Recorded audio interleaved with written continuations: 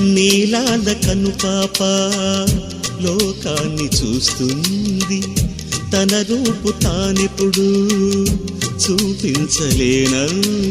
అద్దల్లా మెరిసే ఒక హృదయం కావాలి, ఆ మదిలో వెలుగే తన రూపం చూపాలి. రెప్పల వెనక ప్రతి స్వప్నం కళలొలికిస్తుంది, రెప్పలు తెరిచే మెలకువలో కలని దురిస్తుంది.